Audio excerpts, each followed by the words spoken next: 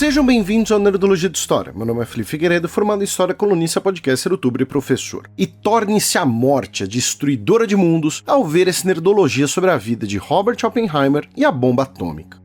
Robert Oppenheimer foi um físico cujo trabalho e pesquisa influenciou a humanidade até hoje, e é mais conhecido por ter coordenado o projeto que desenvolveu as primeiras bombas atômicas da história nos Estados Unidos durante a Segunda Guerra Mundial, algo que impactou profundamente sua vida e suas ideias.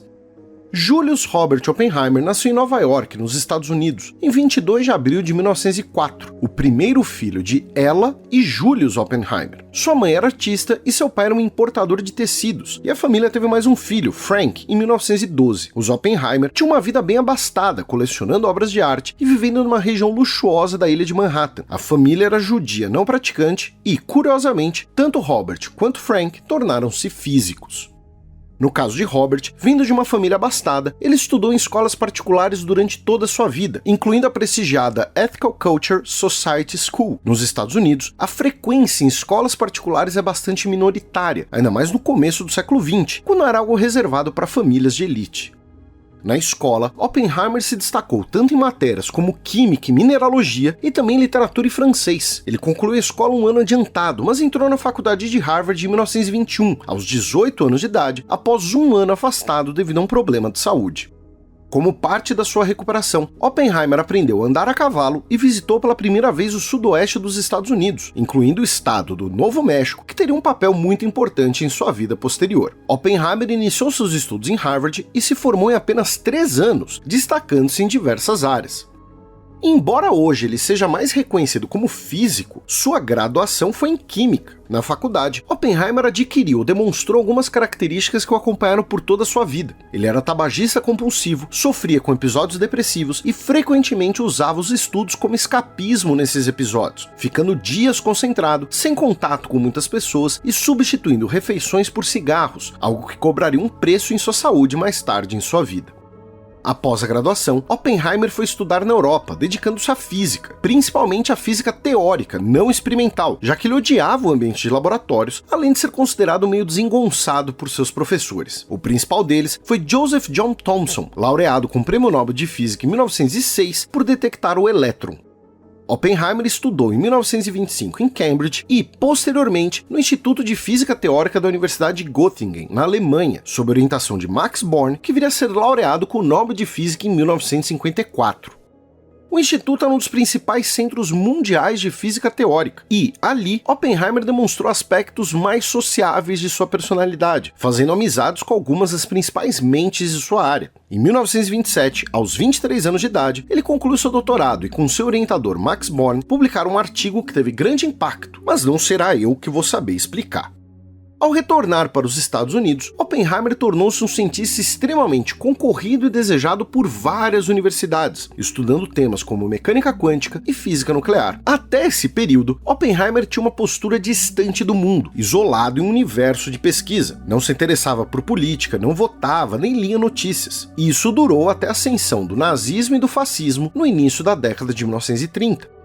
Tendo origens judaicas e com muitos colegas e amigos na Alemanha, Oppenheimer passou a se politizar cada vez mais. Ele ajudou a financiar a fuga de físicos da Alemanha, doou dinheiro para projetos sociais, apoiou greves e organizou eventos ligados aos movimentos antifascistas espanhóis durante a Guerra Civil. Ele também contribuiu com o Partido Comunista dos Estados Unidos. Ainda na década de 1930, a mãe de Oppenheimer faleceu em 1931, enquanto seu pai morreu em 1937. Robert Oppenheimer colocou sua parte da herança em um fundo para financiar bolsas de estudo. Em 1940, ele se casou com a bióloga Catherine Puening, militante do Partido Comunista. Eles tiveram 2 filhos e ficaram juntos até o fim da vida de Oppenheimer. No mesmo período, outros 2 físicos judeus escreveram uma carta para Franklin Delano Roosevelt, então presidente dos Estados Unidos. Lewis Szilard e Albert Einstein, no dia 2 de agosto de 1939, alertaram que a Alemanha nazista estava desenvolvendo um projeto de bombas atômicas e sugeriram que os Estados Unidos deveriam fazer o mesmo. Em 9 de outubro de 1941, 2 meses antes dos Estados Unidos entrarem na Segunda Guerra Mundial, o governo do país iniciou seu projeto nuclear. Coordenado pelo exército e cooperando com os britânicos, apenas 6 pessoas tinham acesso a todo o projeto. Seus integrantes trabalhavam de forma isolada, sem completa noção do que estava sendo desenvolvido.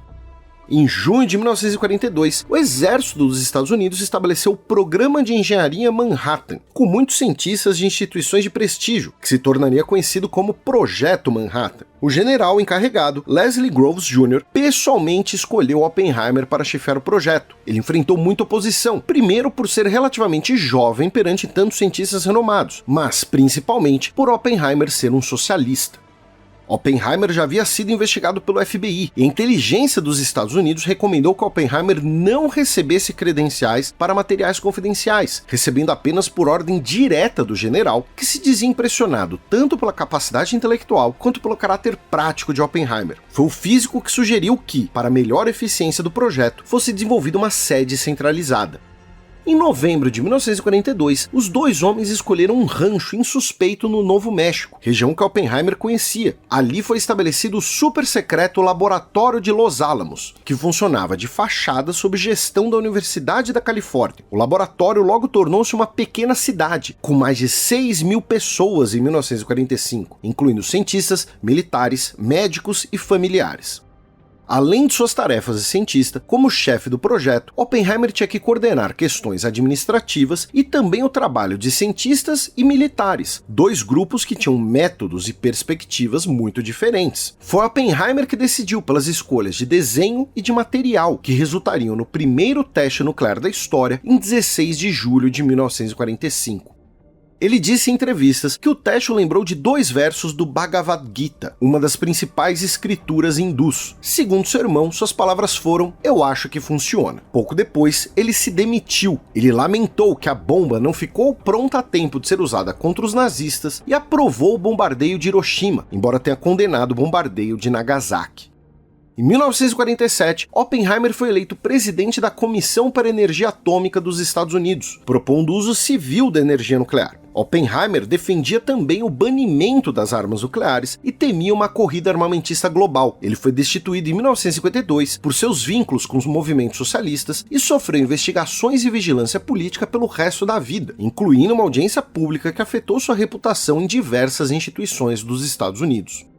Ele passou seus últimos anos alertando para os perigos da desvinculação da ciência dos interesses da sociedade e faleceu em 1967, aos 62 anos de idade, de câncer de garganta, relacionado ao tabagismo. Em 2005, sua principal biografia, Prometeu Americano, foi publicada, uma das biografias mais premiadas do século e principal fonte para esse vídeo. Lembre que esse vídeo é um recorte, claro que infelizmente muita coisa interessante ficou de fora e fontes e sugestões estão aqui na descrição.